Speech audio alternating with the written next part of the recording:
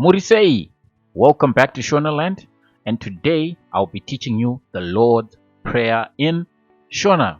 So, pray with me. So the Lord's Prayer goes like so. So this is how I'm gonna do it. I'll split the Lord's Prayer up in different sentences, and then I'll teach you we'll go through the English sentence, the English part, and then I'll go through the Shona part, and then we'll go through the whole prayer, and then in the end we'll combine everything, and I'll go through it, and we will go through it together.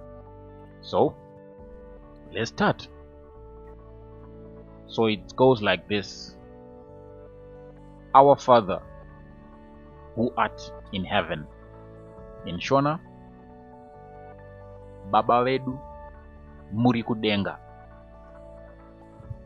Our Father, it's Baba wedu, who art in heaven, muri kudenga. So, our Father, who art in heaven, it's Baba wedu, muri kudenga.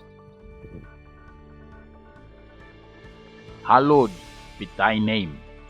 In Shona, zita renyu ngarikudzwe. Zita renyu ngarikudzwe. Okay? Thy kingdom come. In Shona, ushe wenyu ngausvike.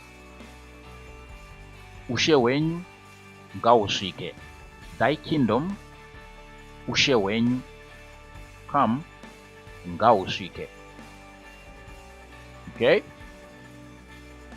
Thy will be done on earth as it is in heaven. In Shona, kuda kwenyu ngakuitwe pasi sokudenga. Thy will be done. Kuda kwenyu ngakuitwe on earth as it is in heaven. Pasi sokudenga. Pasi, earth, sokudenga, heaven.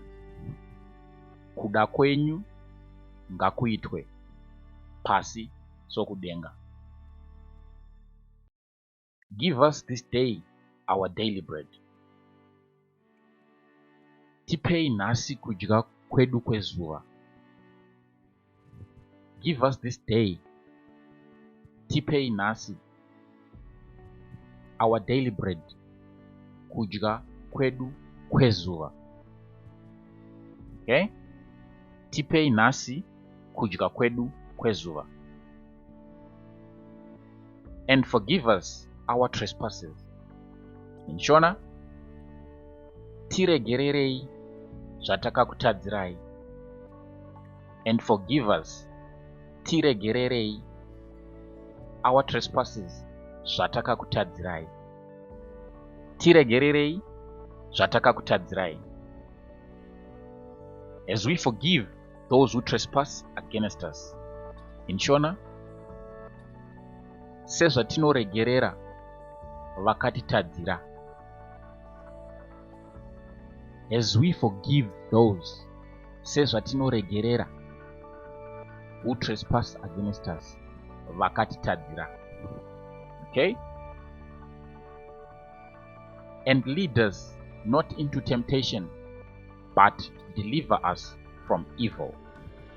Shona, musatirega tichiedzwa, asi tinunurei kune zvakaipa. And lead us not into temptation. Musatirega tichiedzwa, but deliver us from evil. Asi tinunurei kune zvakaipa. Okay?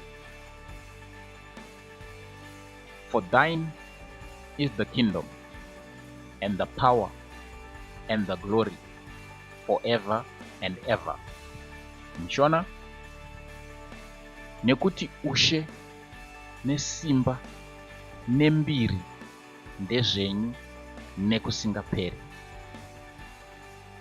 For thine is the kingdom, nekuti ushe, and the power, nesimba. Power, it's simba, nesimba, and the glory, nembiri. Glory in Shona it's mbiri, nembiri. Ndezvenyu nekusingaperi, forever and ever, nekusingaperi. Nokuti ushe nesimba nembiri ndezvenyu nekusingaperi. Amen. So now I'll go through both Shona and English in a continuous manner. Okay, so here we go. Our Father who art in heaven, Baba wedu muri kudenga. Hallowed be thy name. Zita renyu ngarikudzwe. Thy kingdom come. Ushe wenyu ngausvike. Thy will be done. Kuda kwenyu ngakuitwe. On earth as it is in heaven. Pasi sokudenga.